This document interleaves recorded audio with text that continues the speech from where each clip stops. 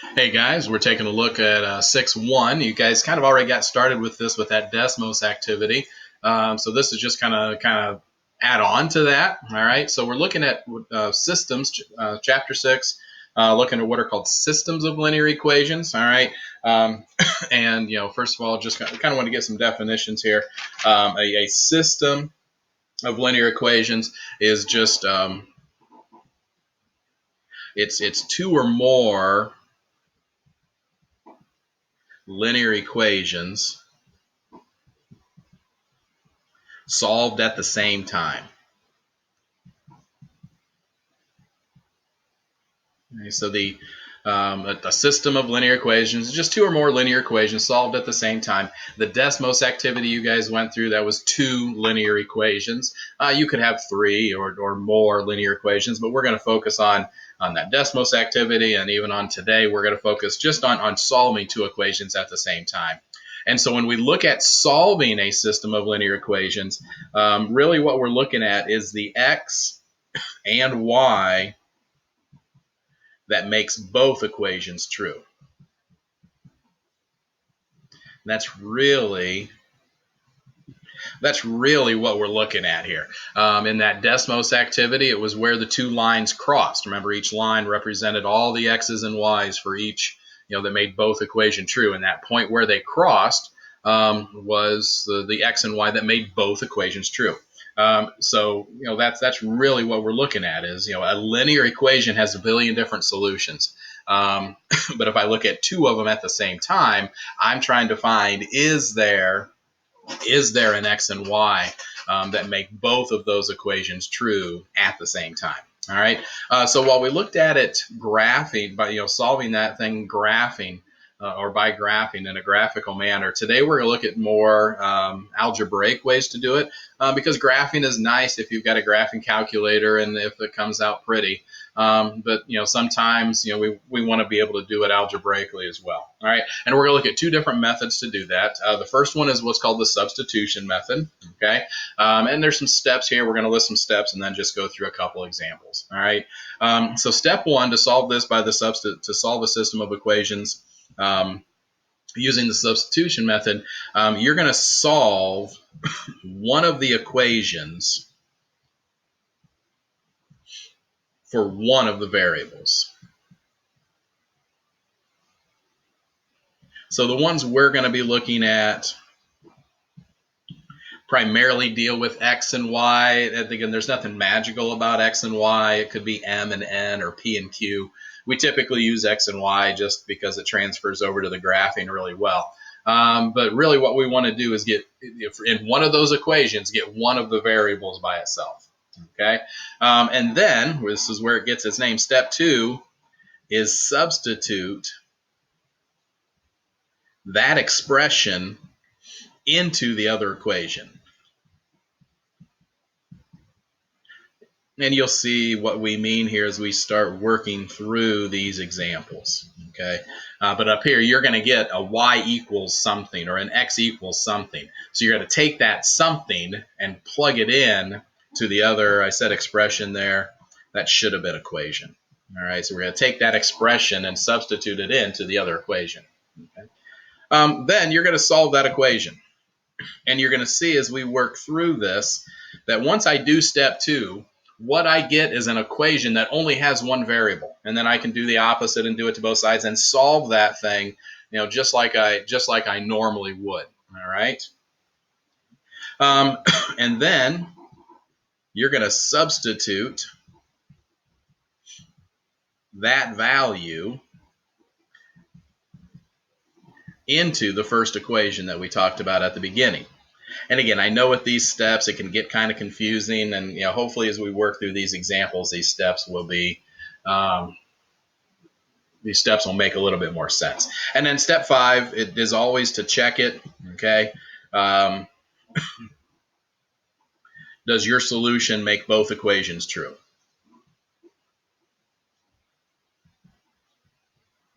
So if we get, what we're going to get is x equals 3 and y equals 5. when I put those values in, does that make both equations true? Okay.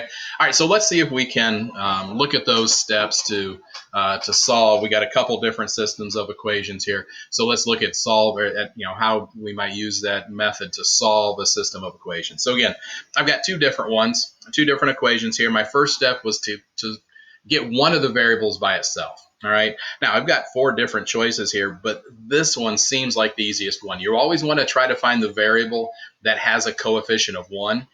Because if I wanted to get this x by itself, I'd have to subtract y, but then I'd have to divide by 2, and that may lead to fractions. Here, I could get this y by itself, but I'd have to divide by 2. I'd have to divide by 4 here. In this one, I'm just going to recopy that equation. Okay. In that equation, the only thing I have to do to get y by itself is subtract 2x. And I get y equals 3 minus 2x. I've gotten y by itself. And you can choose any of the others you want. If you want a challenge, go ahead and get that x by itself. But this is not going to be as pretty. We're going to get the same answer, but the process might not be near as pretty. All right. So now what I'm going to do is I know what y equals now. I don't know what number it is, but I know it's this expression. I know y equals 3 minus 2x. So I'm going to take that and substitute it back into the other equation. All right, not the equation that I was working with originally, but this equation. So now I'm going to rewrite that equation, but in place of y, I'm going to put 3 minus 2x. So hopefully you notice that this equation is exactly like that equation, but just in place of y, I have this expression that y equals 3 minus 2x. And now if you notice, we've got an equation that only has x. All right, we can solve that equation. First thing is usually going to be to distribute. So that gives me 4x plus 6 minus 4x equals 4. And now when I solve this thing, well, let's see, I combine like terms, 4x minus 4x, that gives me 0. That gives me nothing. I get 6 equals 4. So what in the world's going on here? That doesn't make any sense. Okay. Well, what this means, and we'll talk about this, and I think you saw this on the Desmos, that this system of equations has no solution. In solving this thing, we got an equation that makes absolutely no sense. All right. 6 doesn't equal 4. So what that means is that this equation has a billion different solutions, a billion different x's and y's that make it true. This equation has a billion different solutions, but they don't share any solutions. If you go back to that Desmos activity, these would be two parallel lines. All right. So this system of equations has no solution because the equation that I ended up with makes absolutely no sense. All right, let's take a look maybe at a more typical one, okay? So again, I look here and I say, okay, which variable would be easiest to get by itself? Well, not that x and not that y because I'd have to divide by 4 and divide by -3. And really, not even that y because I'd have to divide by -1. I think I want to get that x by itself. So if I look at that top equation, I've got x minus y equals 2. If I add y to both sides, I get x equals 2 plus y, or you could write that as y plus 2 if you want to. But I've got x by itself. So now I'm going to take this expression and I'm going to plug it in for x. So that means I'm going to go to this other equation and I'm going to replace that x with 2 plus y. So I'm going to just start rewriting this equation, but in place of x, I'm going to put in parentheses 2 plus y. Oops, that's minus 3y equals 10. And now again, I've got an equation that only has a y. I should be able to solve this. So I distribute first. So I get 8 plus 4y minus 3y equals 10. Combining like terms, 4y minus 3y is 1y. So I get 8 plus 1y equals 10. And now I can solve that equation. I get 1y equals 2. I now know what y is. I know that y is 2. So now I go back to the other equation, and I'm going to tell you the easiest place to do it is right here where you got x by itself. Okay, we know what y is now. That's not a mystery anymore. So if x is 2 plus y, that's now x is 2 plus 2 because we just figured out y is 2. So x equals 4. So these two lines, if you go back to that Desmos activity, would meet at the point 4, 2. So that's what it means graphically. But again, to check, x equals 4 and y equals 2 should make both equations true. 4 minus 2 does equal 2. And 4 times 4 is 16. And 3 times 2 is 6. And 16 minus 6 does equal 10. This is the only x and y that are going to make both of those equations true. So this is the substitution method. Get one of the variables by itself, plug that back in the other equation, and hopefully what that gives you is an equation that only involves one variable that you can solve. Now, sometimes you might not be able to solve that, and if so, that just means that that system of equations has no solution. Now, the second method that we want to look at is the elimination method. So in the elimination method, again, we've got some steps, and we're going to talk about a little bit later, how do you know when to use each one, or why do we need this elimination method, okay? So in the elimination method, all right, let's go through these steps, and then we'll look at how they apply here. In the elimination method, okay, you want to get the coefficients for one of the variables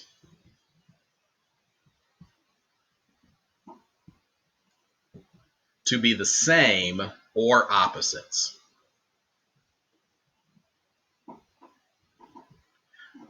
Right, so get the coefficients for one of the variables to be the same or opposite. So that means, the coefficients are the numbers in front of the variables, and it doesn't matter which variable. So like for your x's, you want to get 5x and 5x.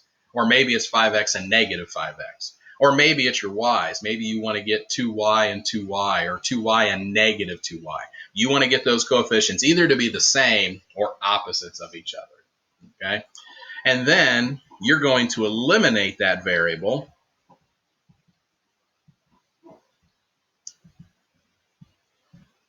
by adding or subtracting the two equations. And we'll talk about it again as we work through these examples. I think you'll see it. How do you know when to add, and how do you know when to subtract the two equations? Well, that's going to come back up here. Are they the same or are they opposites? What's going to help them eliminate? Step 3 is you're going to solve this new equation. And it should only have one variable now, because you have eliminated one of the variables. You've either eliminated x or you've eliminated y. Step 4, you're going to substitute that value into either of the two original equations. And again, we'll work through these examples, and I think this will start to make sense to you. But in step 3, you should get x equals 5, for example. And so now you go back into one of the two equations, replace x with 5, and now that should give you an equation that you can solve, all right? And then solve. And then obviously, again, last step is always to check it. Does your solution, does your x and y make both equations true? All right, so let's take a look here at solving these things by elimination. All right, so the first step was to get one of your variables, the coefficients of one of your variables to either be the same or opposite. Well, here's what I notice now. All right, again, if I make this plus negative, my coefficients of my y's, are already opposites of each other. Step 1 is pretty much done. Okay. So now I don't need to worry about step 1. I'm on to step 2. And step 2 says eliminate that variable. So we're going to eliminate the y either by adding or subtracting. Well, do we want to add or do we want to subtract? Well, since they are opposites, I want to add, because 3y plus negative 3y would be 0y. All right. If these were the same, I'd want to subtract. But since they're opposites, I want to add, and I'm going to add I'm going to add both equations. So 2x plus 4x is 6x. 3y plus negative 3y is 0y. I don't even need to write that down. And 1 plus negative 7 is negative 6. So we've eliminated the y. And now take a look. We've got an equation that only has x now. All right, we can solve that. And typically, this is going to be a one-step equation. we now know that x is -1. Now, to solve a system of equations, if you find one of the variables, you're only halfway there. We've got to find the other variable. So I want to go back into either one of these equations and replace x with -1. X isn't a mystery anymore. We know what it is. And so I'm going to replace it back up here. Okay, just because it doesn't matter. You should get the same answer for y either way, but this one involves a lot of negatives. Don't be scared of negatives, but I am. I'm also scared of chickens. Surprisingly, I don't know why. All right, so here we go. So I'm replacing x with -1. So 2 times -1 is -2 plus 3y equals 1. And if you notice, so again, that's just this top equation, but I've replaced x with -1. This top equation is now just a two-step equation. All right, all it has is y in it. I should be able to solve it. I add 2 to both sides. I get 3y equals 3. And then I divide by 3 on both sides, and I get y equals 1. So x is -1, y is 1, +1. If I would graph these two lines, that's where those two lines would cross. And again, what that also means is this value for x and that value for y should make both equations true. Let's check it real quick. So I'm putting in -1 for x and 1 for y. So that'd be -2 plus 3. That does equal 1. And again, putting in -1 for x and 1 for y would be -4 plus -3. Yep, and that does equal -7. Okay, so that's solving by elimination.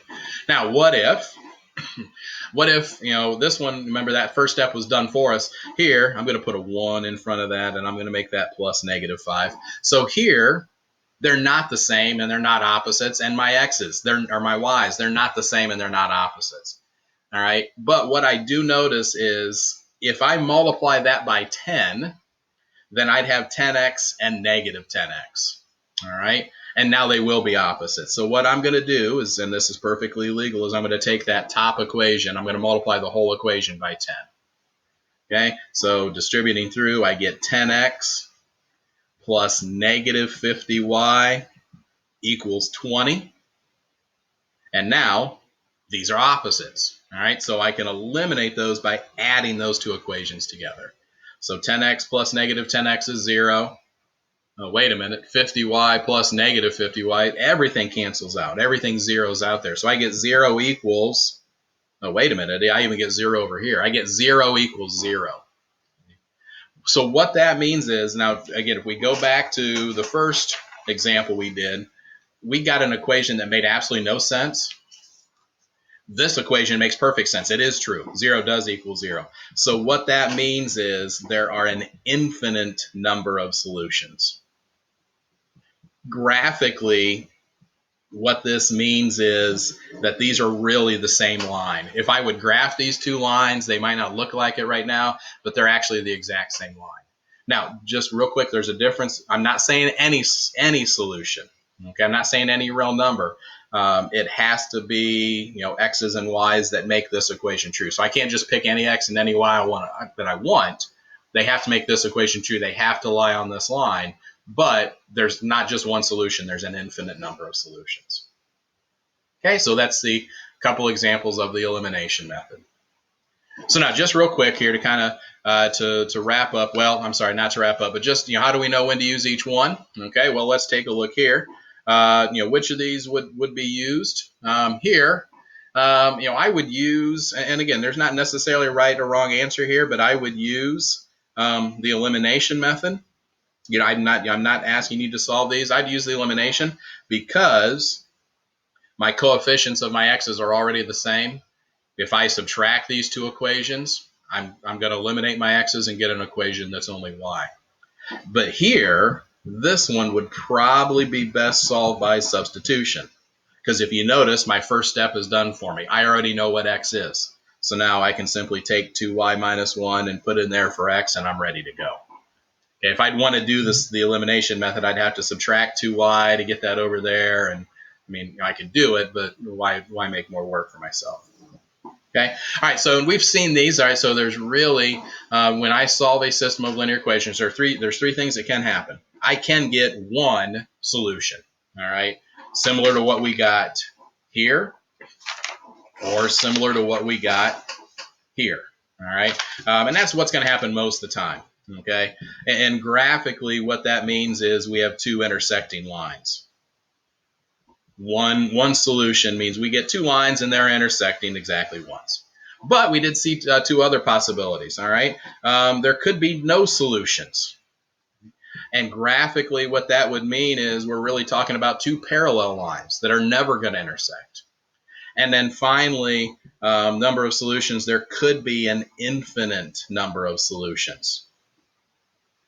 And that's really when we're talking about those two equations really represent the same line. Okay. All right. So solving systems of equations by two different methods rather than just graphing, by the substitution method and by the elimination method. Okay. Get this stuff taken care of by the end of the week. I'll get those answers posted shortly. And let me know of any questions that you have. Take care, guys.